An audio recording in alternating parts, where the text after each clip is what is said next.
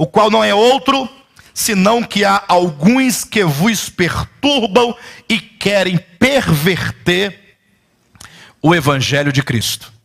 Então, lendo o passado, lendo essa carta, você consegue considerar que já no primeiro século da era cristã, já das barbas dos apóstolos, o apóstolo Paulo vivo, é dito que havia aqui algumas pessoas que se diziam cristãs, que se diziam, quem sabe, até mesmo apóstolos, que se diziam mestres, que se diziam bispos, ou que fossem evangelistas, pastores ou missionários, que agora estavam perturbando as igrejas da Galácia. Olha só o versículo 7, o qual não é outro, senão que há alguns que vos perturbam e querem perverter o evangelho de Cristo. Tudo o que falaremos aqui nesses 4 dias, ou nessas 4 reuniões, é acerca do verdadeiro evangelho e como que esses homens aqui, que já no tempo do apóstolo Paulo, primeiro século, talvez ali por volta do ano 48, 49 da era cristã, como é que esses homens procuravam perverter o evangelho.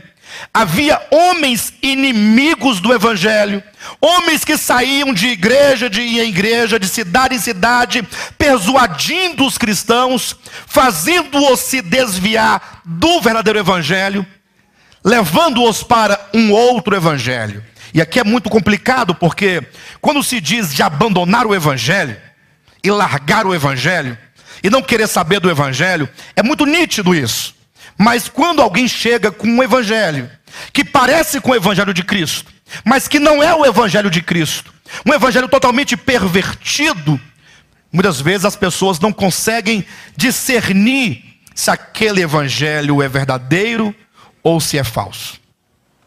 De maneira que esses mesmos inimigos que procuravam perturbar e perverter o evangelho naquele tempo, esses inimigos, eles estão em toda a história. Esses inimigos, eles estão hoje, em pleno século 21. Eles estão na mídia, eles estão nos templos, eles estão em todos os lugares, estão nas livrarias, estão nas rádios, estão aí falando constantemente. E nós precisamos pensar isso, porque é de uma responsabilidade muito grande. Quando você fala acerca do evangelho, eu creio no evangelho. Se eu perguntasse aqui, quantos aqui creem no evangelho? Olha, todos levantariam a mão, eu penso. Até aquele que ainda não anda no evangelho, não, eu acredito no evangelho. Agora eu pergunto para vocês, será que este evangelho que você crê é o evangelho de Jesus Cristo? Ou é um evangelho pervertido?